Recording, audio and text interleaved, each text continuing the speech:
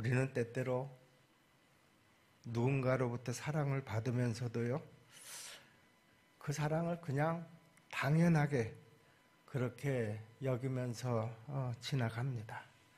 특히 오랫동안 지속된 그런 참된 사랑 앞에서 우리가 그럴 때가 더 많습니다.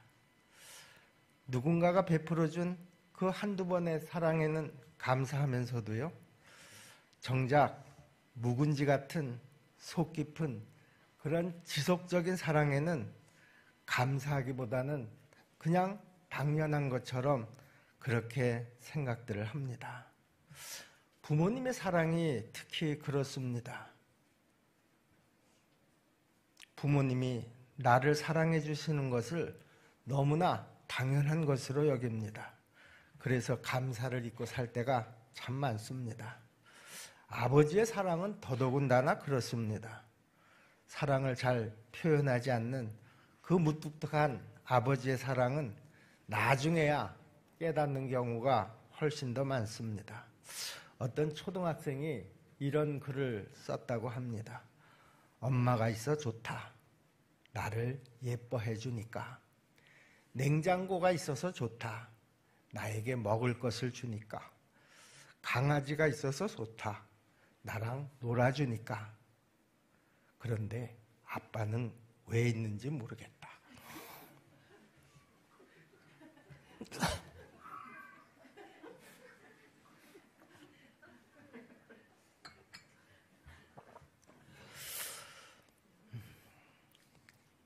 여기 아버지의 사랑을 아주 잘 표현해준 예수님의 말씀이 있습니다. 어떤 아버지에게 두 아들이 있었습니다. 하루는 작은 아들이 아버지에게 와서 이렇게 말합니다. 아버지 재산 중에서 나한테 물려줄 유산이 있지 않습니까? 나에게 줄 유산의 그 몫을 미리 좀 주십시오.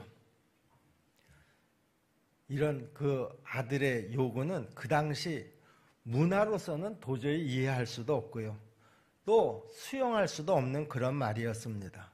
그런데도 아버지는 그 아들의 그 요구를 두말하지도 않고 아들에게 그 아들의 몫을 물려줍니다. 둘째 아들은 그렇게 물려받은 유산을 가지고 가능하면 아버지로부터 더 멀리 떨어져야 되겠다 이렇게 작정을 하고 먼 타국으로 떠나갑니다. 먼 타국에 가서 아버지로부터 물려받은 유산을 그만 다 탕진하고 맙니다.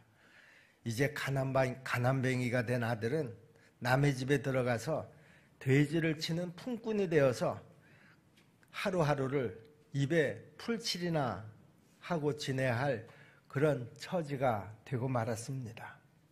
더군다나 돼지들이나 먹는 쥐염 열매로 그 배를 채우고자 했지만 그 쥐염 열매마저도 배부르게 구할 수가 없었습니다. 이 둘째 아들이 그 타국에서 돼지를 치는 자가 되었다라고 하는 것은요, 이미 그 아들은 이방인들과 다를 바가 없는 그런 사람이 되었다, 그런 뜻입니다. 이스라엘 백성들은요, 돼지를 치지 않습니다. 율법의 돼지는 아주 부정한 짐승으로 되어 있기 때문에 그들은 돼지를 기르지도 않고 또 먹지도 않습니다. 그렇기 때문에 돼지를 치는 사람이 되었다라고 하는 것은 이미 자기가 이스라엘 백성임을 포기하고요, 이제 그냥 먹고 살기 위해서 내가 이제 이방인처럼 되었다 하는 뜻입니다. 그렇게 고생을 하다가 다 굶어 죽을 지경에 이르게 되자 그때 아버지가 생각났습니다. 아버지 품 안에 있을 때에는 아버지로부터 벗어나고 싶은 마음이 굴뚝 같았습니다. 그런데 이제 먼 타국에 와서 이방인처럼 살아야지 되고요, 이제 돼지보다도 못한 존재가 되어서 다 굶어 죽을 지경에 이르게 되자 이제 다시 아버지의 품이 그리워진 것입니다. 그리고 아버지께로 이제 이 둘째 아들이 돌아가기로 마음을 먹습니다. 내가 이렇게 타국에서 굶어 죽느니 차라리 아버지 집에서 품꾼으로 사는 것이 더 낫겠다, 이렇게 생각을 했기 때문입니다. 그 집의 아들이 그 집에 품꾼으로 들어간다라고 하는 것이 얼마나 수치스러운 일이겠습니까? 그럼에도 불구하고 그는 집으로 돌아가기로 작정을 합니다. 얼마 전까지만 하더라도요, 그 아버지의 아들로서 집안의 많은 품꾼들로부터 도련님 이렇게 불리던 사람이었습니다. 그런데 그가 이제 그 집의 품꾼이 된다라고 하는 것은 정말 자존심 상하는, 부끄럽기 짝이 없는 그런 일입니다. 그런데도 그는 그렇게라도 해야 했습니다. 그게 차라리 타국에서 굶어 죽는 것보다 낫기 때문입니다. 이제는 체면이고 뭐고 다 필요 없습니다. 먹을 것만 있으면 됩니다. 그렇게 마음을 먹고 어렵게 다시 아버지 집으로 돌아갑니다. 몰골이 말이 아닙니다. 바짝 마르고 검게 탄 얼굴엔 헝클어진 수염으로 그만 뒤덤벅이 되고 말았습니다. 마지막 남은 옷 하나마저 빨아본 적이 아득합니다. 다 헤어졌을 뿐만 아니라 여기저기 찢겨져서 부끄러운 속살이 다 드러납니다. 발에 신을 신이 없어서 흙 묻은 발은 그야말로 굳은 살이 가득하고요. 또 상처들에서는 피가 흐르기도 합니다. 옛날 부잣집 아들이었던 모습은 이제 하나도 남아있지를 않습니다. 이제 그런 몰골로 힘없이 아버지 집으로 돌아가고 있었습니다. 돌아가는 그 아들의 마음속에는 걱정이 가득합니다. 아버지가 과연 나를 받아주실 것인가 하는 것 때문입니다. 그래서 그는 이렇게 생각합니다. 염치가 없어 아버지의 아들로 받아달라고는 못하겠고 내가 이 집에 품꾼의 하나로 받아달라고 하자. 수없이 그렇게 되뇌이면서 아버지의 집을 향해서 힘든 발걸음을 옮기고 있었습니다. 그러는 사이에 어느샌가 아버지 집이 가까워 왔습니다. 아버지 집에 다가올수록 마음은 더 조마조마해집니다. 아버지가 정말 나를 받아주실까 하는 그런 걱정 때문입니다. 부끄럽고 창피하고 그래서 얼굴을 푹 숙이고 아버지 집을 향해서 가고 있는데요. 저 멀리서 아버지가 아들의 이름을 부르면서 달려오십니다. 우리는 여기서도 아들을 사랑하는 그 아버지의 마음을 읽을 수가 있습니다. 이 팔레스타인 지역에서는요, 어른이 달려간다 그런 표현을 거의 쓰지 않는다고 합니다. 유대인의 성인 남자가 발목이나 발바닥을 사람들에게 들어 보이는 것은요, 주변 사람들을 모욕하는 것이나 다름이 없는 것이고요. 또 자신의 수치를 드러내는 그런 행동이었기 때문입니다.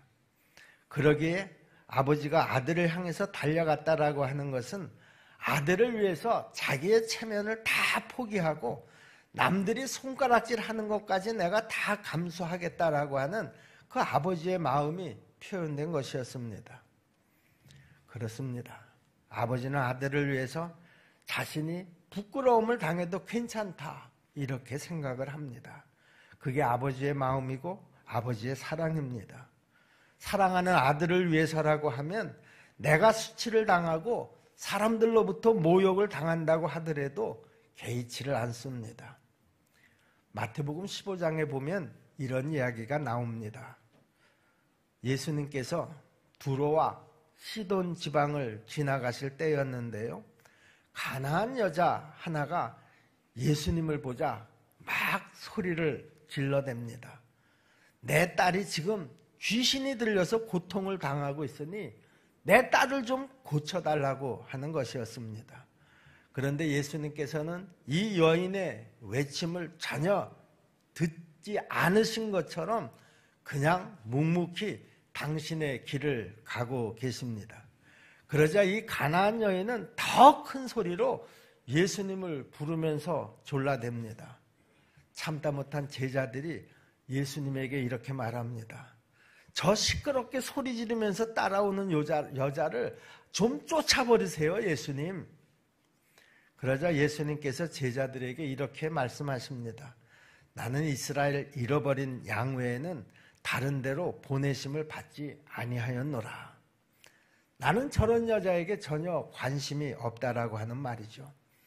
그러자 그 가나안 여인은 예수님 발 앞에까지 달려나와서 무릎을 꿇고 절을 하면서 더 간절하게 도와달라고 간청을 합니다. 예수님은 자신의 발 앞에 엎드려 있는 여자를 보고서 자녀의 떡을 취하여 개들에게 주는 것이 타당하다고 네가 생각하느냐? 이렇게 물으십니다. 이 말씀은 예수님이 지금 이 가나안 여인을 개 정도로밖에 생각 안 하신다라고 하는 뜻이죠. 물론 예수님의 본심은 아니실 것입니다. 그런데 그 여인은 예수님께서 그렇게 말씀하시는데도 불구하고 끝까지 예수님에게 간청을 합니다. 저를 개라고 하셔도 좋습니다. 개들도 주인의 상에서 떨어지는 부스러기를 먹지 않습니까? 나를 개로 취급하시면서 그 주인의 상에서 떨어지는 그 부스러기를 먹는 그 부스러기의 은혜라도 저에게 베풀어 주실 수는 없으시겠습니까? 그런데 이 말을 들으신 예수님께서 그 순간 그 여인을 칭찬하십니다. 네가 정말 큰 믿음을 가졌다. 그리고는 그 가나안 여인의 간청대로 그 가나안 여인의 딸을 고쳐주셨습니다. 이 가나안 여인은 예수님에게 무시를 당했습니다. 개취급을 당하는 수모를 당했습니다. 그럼에도 그 여인은 기분 나쁘다고 예수님을 떠나지 않았습니다. 계속해서 예수님에게 간청합니다. 무엇 때문이겠습니까? 고통당하고 있는 사랑하는 딸을 고쳐주고 싶은 그 사랑하는 마음 때문이었습니다. 내 딸이 고침을 받을 수만 있다고 하면 나는 어떤 무시를 당해도 어떤 수치를 당해도 상관없다. 이렇게 생각한 것이겠죠. 여러분, 그게 어머니의 마음이고 그게 바로 부모님의 마음이 아니겠습니까? 가나안 여인만 그런 것이 아닙니다. 우리의 아버지, 우리의 어머니도 그러셨습니다. 우리에게 좋은 옷을 입히시면서도 당신은 그 남루한 옷을 바꾸지 않으셨습니다. 자식을 위해서라고 하면 남들에게 수치를 당하는 것쯤은 별거 아닌 것처럼 그렇게 살아오셨습니다. 아들에게 달려간 아버지는 아들을 품에 안고 입을 맞췄습니다. 누더기 같은 옷을 입고 몇 년 몇 달 동안 씻지 않아서 아들의 몸에서 냄새가 풀풀 날지라도 아버지는 그런 것에 전혀 개의치 않고 그 아들을 꼭 껴안아 주었습니다. 아들이 아버지에게 부끄럽게 말을 꺼냅니다. 집으로 돌아오면서 수없이 되뇌이던 말입니다. 아버지, 저는 염치가 없어서요.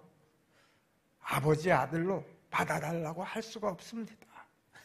저를 그냥 풍군의 아들로 그렇게 말을 이어가려고 하는데 아버지가 아들의 입을 막아버립니다. 더 이상 말을 하지 못하게 하고 하인들을 불러서 집안에 있는 옷들 중에서 제일 좋은 옷을 가져오게 합니다. 그리고 손에는 가락지를 끼워주고요. 발에는 새신을 신기라고 말합니다.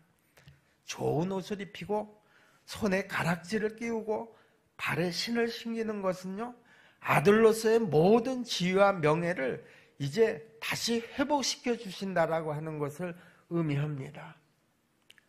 이 아들에게는 분명 그럴 자격이 없습니다. 그는 아주 불효막심한 놈이었습니다. 아버지가 살아계심에도 불구하고 자신에게 돌아올 유산을 미리 달라고 해서 아버지를 멀리 떠나간 그런 자식이었습니다. 아버지로부터 물려받은 재산을 다 탕진해버린 그런 자식이었습니다. 그리고는 이제 거지의 모습으로 아버지의 집으로 돌아왔습니다. 자기가 마음속에 그동안 수없이 되뇌었던 것처럼 그는 이제 아버지 아들이라고 불릴 자격도 없습니다. 그런 자격은 이미 벌써 다 사라져버린 것이죠. 그저 아버지가 자기를 불쌍히 여겨서 굶어 죽지만 않게 품꾼으로라도 써주신다고 하면 그것만으로도 감지덕지할 그런 일이었습니다. 그런데 아버지는 그 아들을 품에 안아 주었습니다. 모든 과거를 다 용서하고요. 아니, 과거가 전혀 없었던 사람처럼 그 아들을 다시 맞아 주셨습니다. 종들에게 옷을 가져오게 하고 가락지를 가져오게 하고 신발을 가져오게 한 것은 종들로 하여금 이제 돌아온 내 아들을 없인 여기지 못하게 하려는 그 아버지의 배려였던 것입니다. 돌아온 둘째 아들을 위해서 한참 잔치를 베풀고 있는데요. 들에 나갔던 첫째 아들이 집으로 돌아오다가 집에서 흘러나오는 그 잔치 소리를 듣게 됩니다. 그리고 그 잔치가 아버지의 유산을 다 탕진하고 돌아온 둘째를 위해서 마련된 자리라는 것을 알고는 나는 저런 집에 다시 들어가지 않겠다. 집에 들어갈 것을 거부합니다.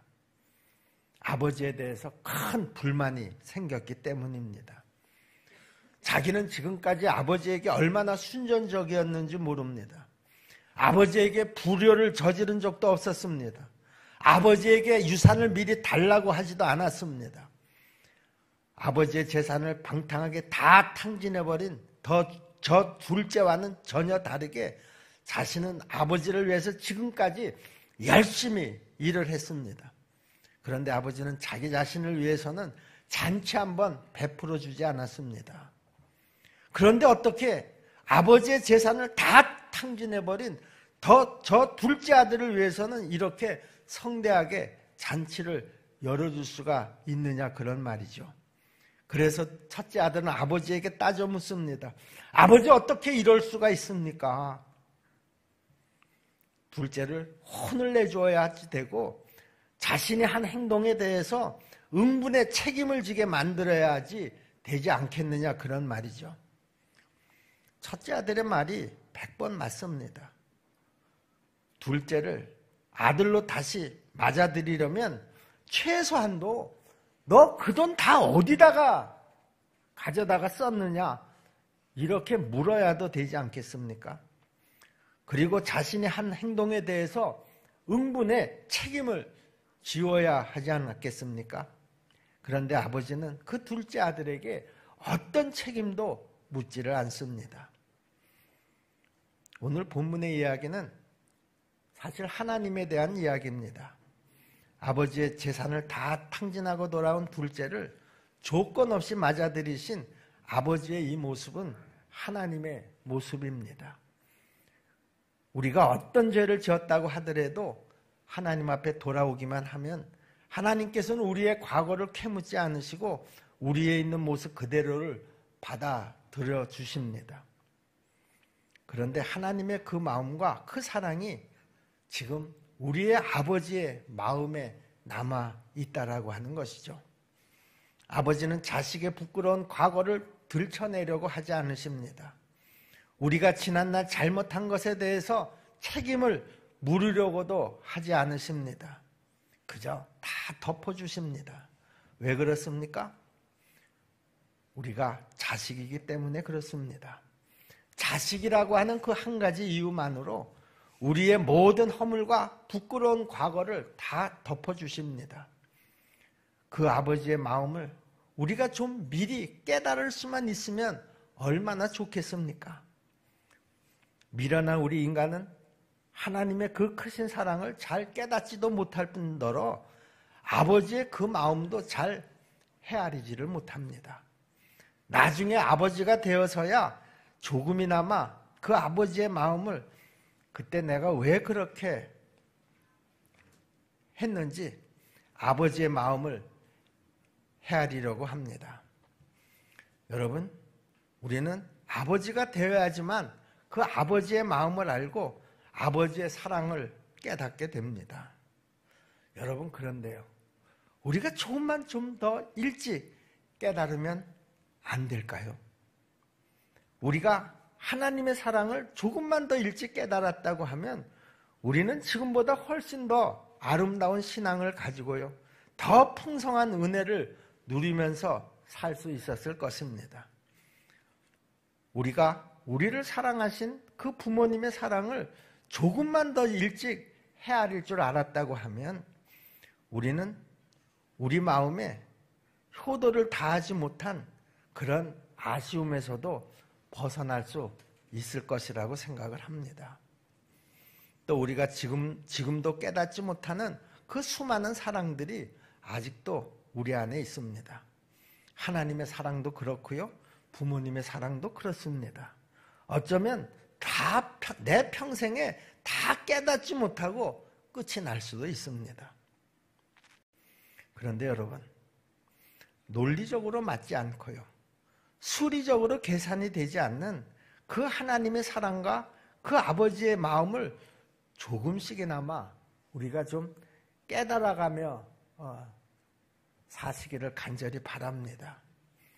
그리고 우리가 받은 그 사랑에 감사할 수 있는 마음과 우리의 가슴에 새겨진 그 사랑을 누구에겐가 조금씩이나마 나눌 수 있는 그런 삶을 살 수 있기를 간절히 소원합니다.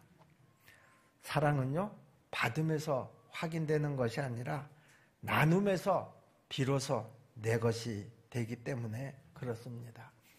우리 십정동교회 성도들이 그 사랑을 내가 조금 더 일찍 깨달아서 하나님의 은혜 안에서 풍성한 그런 삶을 살고요, 또 부모님의 사랑을 내가 조금 더 일찍 깨달아서 내가 살아있는 동안에 그 부모님의 은혜에 조금이라도 더 보답할 수 있는 그런 우리 성도들이 다 되시기를 주님의 이름으로 축복합니다.